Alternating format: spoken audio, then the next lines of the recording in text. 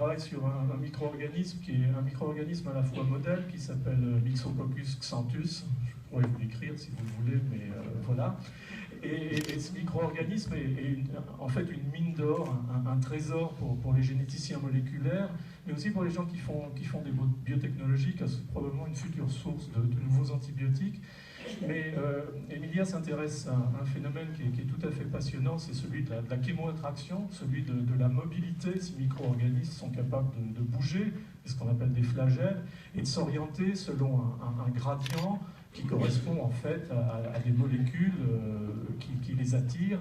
Donc tout ce processus d'orientation, donc de reconnaissance, de perception et de mise en place du sens de mouvement et de la directionnalité du mouvement est quelque chose qui représente un modèle absolument passionnant en génétique fondamentale.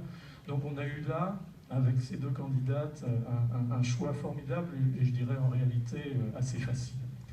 Voilà, donc toutes mes félicitations et je vous laisse la parole. Un champ d'étude, c'est l'appareil sensoriel de cette bactérie pour appréhender les signaux environnementaux, voilà, qui lui permettent de former des structures multicellulaires. Je rappellerai que vous êtes chercheuse au laboratoire de chimie bactérienne à l'Institut de microbiologie de la Méditerranée à Marseille, et ce depuis 2011, et qu'auparavant vous avez étudié à Naples et à Berkeley.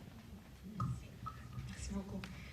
Oui, en fait, je voulais juste dire que les bactéries, on était toujours considérés des organismes très simples, mais en fait, ils ne le sont pas parce qu'ils sont capables de faire plusieurs choses, et entre autres, percevoir l'environnement comme des organismes supérieurs. Par exemple, ils sont capables de percevoir la température, les substances qu'il y a dans l'environnement. Et pour ça, ils ont des appareils moléculaires très complexes qu'on est arrivé, en fait, dans l'équipe, on étude comment ces systèmes sensoriels sont organisés.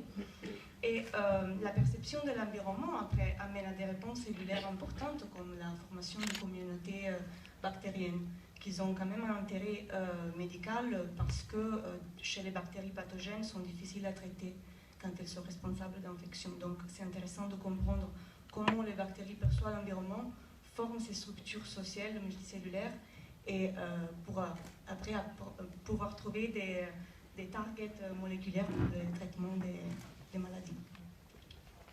Merci beaucoup. Donc on va vous remettre votre